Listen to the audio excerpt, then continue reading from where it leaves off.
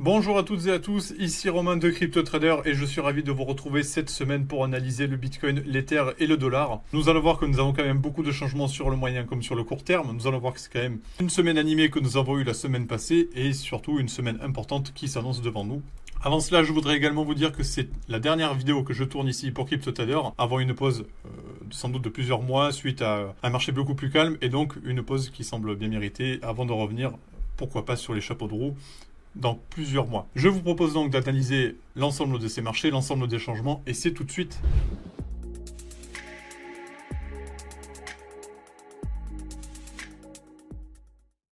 Allez, pour commencer, la vue traditionnelle du Bitcoin que vous avez en vue hebdomadaire. Le Bitcoin, la semaine passée, a fait preuve de grosse force, notamment sur la séance du dimanche soir. On a eu énormément de mouvements. Pour commencer le mois d'octobre, donc c'était quand même assez positif. Et donc ça a permis, dès le lundi, d'attaquer sur une note plutôt positive. Cependant, regardez ici, pour la messe n'est toujours pas dite. Il y reste quand même du travail à effectuer. En termes de résistance, c'est assez clair. Nous sommes toujours bloqués par la Kijun hebdomadaire ici, bien présente et bien en place sur la zone des 28 400 $. On aura également attention à la Tenkan hebdomadaire qui, elle, ne lâche toujours pas. Notez que la bougie pour l'instant est toujours en dessous de ce niveau des 27 600 $. Deux fortes résistances ici qu'il faut souligner, en plus de ce haut de nuage que vous pouvez avoir ici sur la zone des 29 370 $.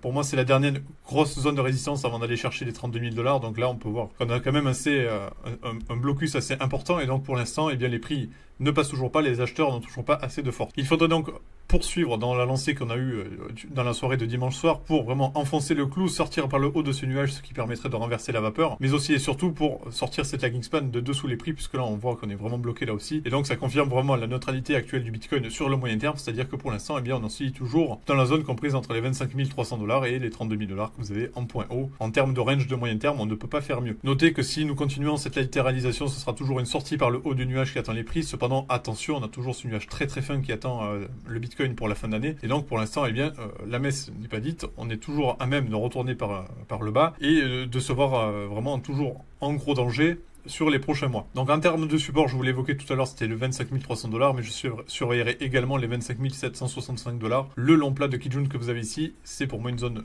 de congestion plus qu'importante en termes de support. Allez, la vue court terme pour poursuivre dans cette lancée pour le Bitcoin, et la vue de court terme, elle témoigne exactement de ce que je vous disais tout à l'heure, c'est que, eh bien, pour l'instant, ce n'est pas fait, même le court terme reste neutre. Pour l'instant, on a eu une tentative, c'était la journée d'hier, une tentative de sortie par le haut du nuage. On a essayé de stopper ici par cette résistance située à 28 530 $. C'est ce long plat de SSB ici il faut également situer les 28 300 $ en termes de résistance également. Donc là, c'est vraiment la zone de congestion. Sur le moyen terme, ça se traduit par une Kijun hebdomadaire. Et bien là, c'est par la SSB journalière. Pour l'instant, ça ne passe pas. On a eu un refus, réintégration du nuage. Donc là, on est toujours supporté par la Tenkan journalière. Ça reste quand même assez positif. Ça nous permet d'avoir un support situé à 27 300 $. Attention à ne pas le casser, ce qui ouvrirait la porte à un retour sur la Kijun journalière que vous avez à 26 730 $. Pour moi, cette neutralité de court terme, elle est très importante. Ça permet dans un premier temps de sortir de cette tendance baissière dans laquelle on était établi depuis maintenant plusieurs semaines, c'était depuis le mois d'août. Et donc là, on était sorti par le bas de ce nuage, on avait une forte pression sur les 25 000 $. On a réussi à tenir bon et pour l'instant, eh bien, on tente de retourner à la hausse. Ce n'est pas gagné puisque d'un point de vue macro, on est toujours sous forte pression. On voit toujours que le marché de l'emploi reste quand même très fort. On a eu les jolts aujourd'hui qui ont été publiés aux États-Unis qui montrent que le marché reste très fort et donc pour l'instant que la Fed n'a toujours pas de raison de changer son fusil d'épaule. D'un point de vue fondamental, ça permet de conserver une certaine force sur le dollar. D'un point de vue technique, ça met toujours la pression sur le marché des cryptos. Et donc ça se traduit ici par un Bitcoin qui reste totalement neutre dans son nuage journalier. Et donc pour l'instant, eh bien, on n'a toujours pas de réel signal à se mettre sous la dent. Je pense qu'une réelle opportunité haussière s'offrira sur une cassure des 28 720 $.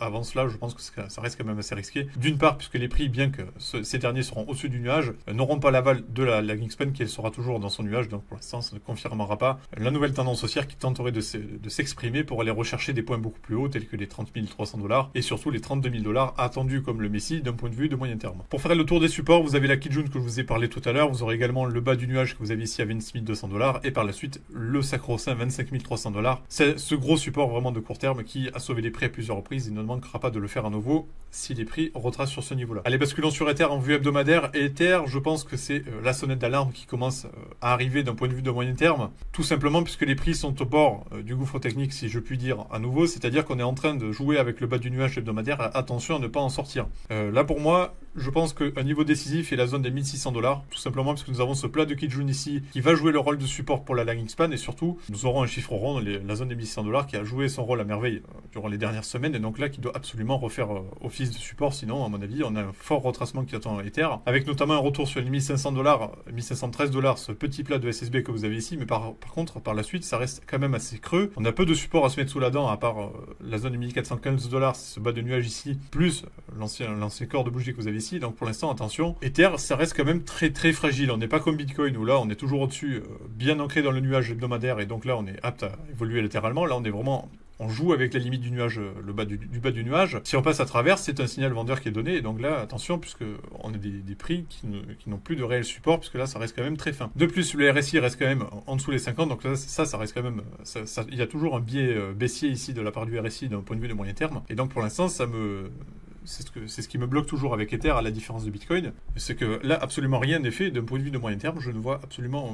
aucun argument pour dire on reste quand même assez neutre. Si encore nous avions cassé les 1700 $, on aurait pu envisager quand même une poursuite de la neutralité, mais là pour l'instant, eh bien, on voit que ça joue toujours le rôle de résistance à merveille. Une clôture hebdomadaire reste quand même nécessaire pour confirmer le signal envoyé la semaine passée et aller rechercher pourquoi pas la Kijun hebdomadaire que vous avez à 1830 $. Avant cela, je reste quand même assez méfiant d'un point de vue de moyen terme pour Ether et donc juste prudence. Les basculants sur la vue journalière que vous avez pour Ether, et bien là c'est un peu le même scénario que pour Bitcoin, c'est-à-dire que nous sommes toujours refusés par le haut de ce nuage journalier, donc pour l'instant on note également, regardez cette grosse journée du lundi qui a été assez dévastatrice pour Ether, dans le sens où on a été stoppé par la Tenkan journalière, par contre ce jour on est toujours sous pression, et c'est ce que je montre d'un point de vue hebdomadaire. Ça se traduit ici par un retour sous le nuage journalier, donc un retour vraiment baissier, bien que toujours supporté par la Kijun journalière. C'est le seul point positif pour Ether à ce moment-là, c'est-à-dire qu'on est toujours supporté sur la zone des 1144 $ par cette Kijun journalière. Après cela, ce sera le retour sur les 1016 $, ce plat de SSB que vous avez ici d'un point de vue journalier, et après il faudra compter sur les bas de mèche que vous avez ici, sur la zone des 1680 $, 1580 $, pardon,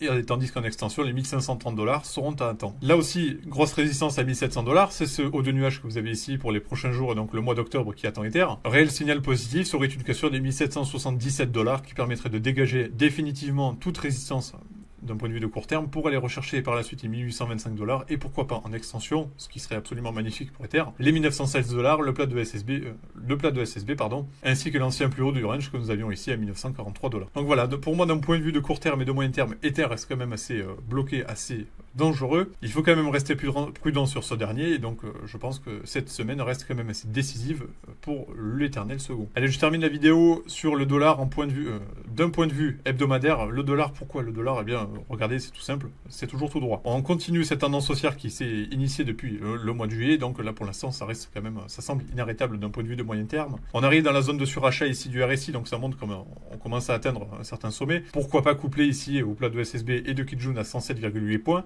Ça, seul le marché le décidera. Pour l'instant, le dollar, ce qu'on sait, c'est que ça reste quand même très fort. C'est un actif où les liquidités vont se réfugier pour l'instant, puisqu'on se rend compte que la Fed n'a pas prévu de changer son fusil d'épaule avant fin 2024, et ça, je pense que très peu l'avaient pricé en début d'année, et pourtant c'était une réalité, c'est-à-dire que l'inflation est là pour durer. On se rend compte que les chiffres le montrent, le pétrole reste quand même très fort, on a un pétrole qui semble aller tout droit là aussi vers les 100 $, et donc ça montre tout simplement que les matières premières n'ont pas dit leur dernier mot, et donc pour l'instant ça veut dire qu'on aura toujours une inflation sous-jacente qui va rester quand même assez puissante, au moins pour le début d'année 2024. Également, le marché de l'emploi reste quand même très puissant, on le voit avec les JOLTS aujourd'hui, il faudra voir comment les non-farm payroll qui vont être publiés vendredi aux États-Unis vont réagir. Est-ce que ça va permettre de contrebalancer un peu cette force dont fait part le marché de l'emploi? Ça, on le verra vendredi après-midi. Ce qu'on voit pour l'instant, c'est qu'on a un dollar qui reste quand même très puissant grâce à toutes ces nouvelles fondamentales qui permettent de le soutenir d'un point de vue technique. Pour l'instant, ça se traduit par une réintégration du nuage hebdomadaire, donc au retour de la neutralité hebdomadaire et non plus de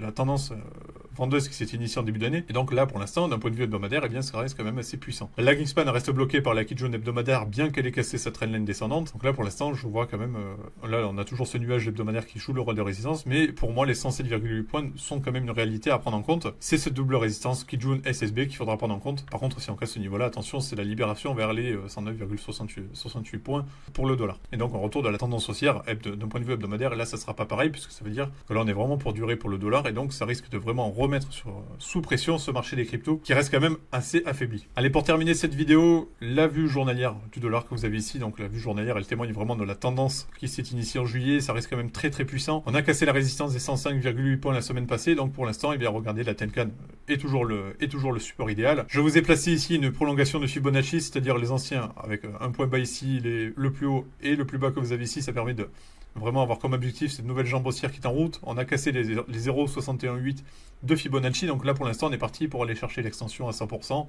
Situé à 107,88 points, c'est pour moi la seule résistance de court terme qui atteint le dollar. Ensuite en extension, nous aurons ce joli plat de SSB situé à 108,68 points. Je note tout de même la petite divergence ici qui commence à se mettre en place sur le RSI journalier, donc là ça montre quand même la petite divergence de force. Pourquoi pas aller chercher ce niveau-là et après retracer sur la Tenkan journalière, ça c'est une possibilité. Pourquoi pas revenir tester aussi les 105,96 points, ça aussi c'est un autre scénario idéal pour la tendance haussière du dollar, mais alors pour l'instant ce qu'on voit c'est que ça reste quand même très fort, notamment avec les points que je vous évoquais tout à l'heure. Merci à tous d'avoir suivi cette dernière vidéo d'analyse technique. N'hésitez pas à me dire ce que vous en pensez dans les commentaires, je continuerai quand même de les lire. Merci à tous de votre fidélité, et quant à moi je n'ai plus qu'à vous dire à très vite, c'était Romain, très belle semaine à tous.